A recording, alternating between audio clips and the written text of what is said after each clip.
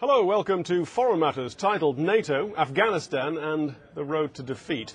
Before you reach for either your gun in protest at my defeatism or your champagne, non-alcoholic variety if necessary, at my prediction that the godless imperialist West will lose in Afghanistan, all I'm doing here is pointing out a route to defeat which the Islamists have clearly already worked out.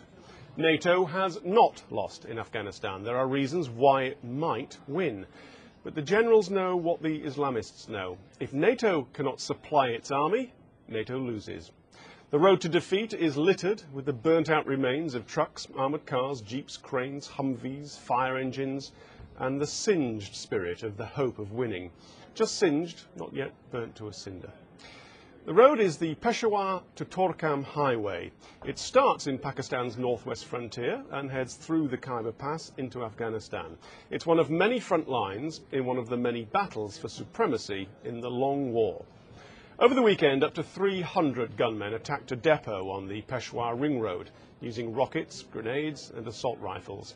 After killing a guard, they burnt more than 100 NATO lorries, 62 of which were loaded with up-armoured Humvees. All were en route to Afghanistan. This was the biggest attack seen so far, although there have been many, and it's a deadly serious affair in which many people are killed. It can take on quite a surreal air. Last month, the Taliban filmed themselves driving off into the mountains in several Humvees they'd captured in the Khyber Pass. Sometimes you can see them wearing the American night vision lenses.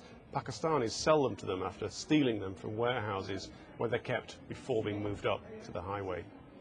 You'd think after this latest, biggest and most brazen attack, the Pakistan authorities would immediately increase security. Nope.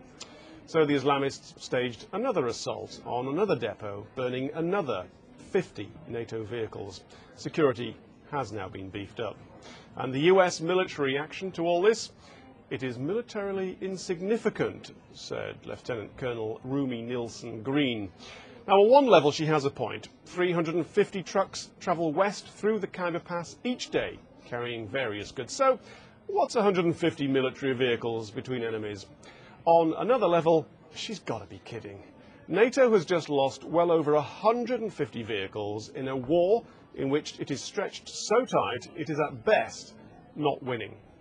It's now suspended convoys on the Peshawar-Torkham highway for a week. Almost 75% of all NATO supplies come through Pakistan. Losing 100 vehicles to the Islamists looks unfortunate. Losing 150 looks careless. Losing your supply route would look like defeat. The attacks are another reason why the war in Pakistan, and it is a war, and the war in Afghanistan are now indivisible. If the Pakistani state cannot or will not defeat its own insurgency, it's difficult to see how NATO and the Americans will win next door. That's Foreign Matters. More on the Foreign Matters blog on the Sky News website. See you next time.